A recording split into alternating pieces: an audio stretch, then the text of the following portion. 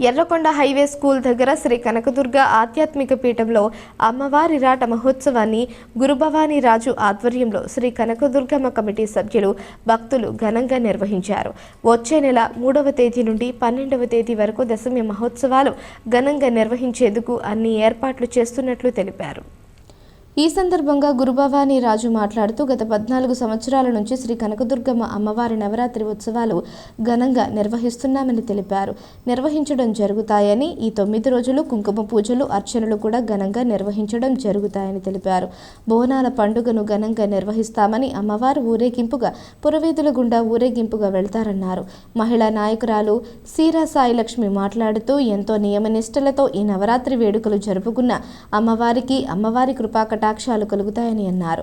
సూర్య ప్రభాకర్, బండి అర్జునరావు, బోధూరి రాంబాబు, మచ్చకర్ల అప్పారావు, లావేటి బోరయ్య, స్వామిరెడ్డి రిపీట్, సోమిరెడ్డి నాయుడు, కలగా రమణ, పేపులు రాము, ఎంవి బ్రహ్మం, దేవిశెట్టి దొరబాబు, గున్నా సత్యబాబు, సోమిరెడ్డి సత్యబాబు, పిల్లా త్రినాథ్, ముమ్మడి తులసమ్మ, చొల్లంగి లక్ష్మి, కసే గంగ, అప్పని కనక, బొడ్డేటి ధనలక్ష్మి, తేడా సోమేశ్వరి, లక్ష్మీ రాజ్యం, పోగూరి సంతోషి తదితరులు పాల్గొన్నారు.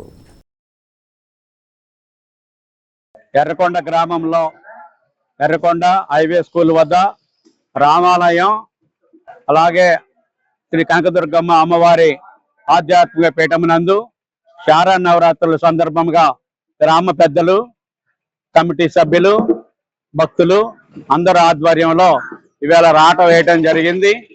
ఇవాళ ఈ ముహూర్తం చక్కటి ముహూర్తం వలన శ్రీ శారన్నవరాత్రులు దిగ్విజయంగా, మహోత్సవాలన్నీ కూడా దిగ్విజయంగా జరగాలని పెద్దల సహకారంతో, భక్తుల సహకారంతో, అందరి సహకారంతో ఇక్కడ ఈ కార్యక్రమం ఇప్పటి వరకు కూడా చక్కగా చేసుకుంటూ వెళ్తున్నాం. ఈ సంవత్సరం ప్రతి సంవత్సరం కూడా ఇప్పుడు ఇది 14వ సంవత్సరం. ఈ 14 సంవత్సరాల నుంచి కూడా ఈ ఎర్రకొండ వాస్తవ్యులందరి సహకారంతో దిగ్విజయంగా ఈ పండగ మహోత్సవాలన్నీ కూడా చక్కగా జరుపుకుంటున్నాం.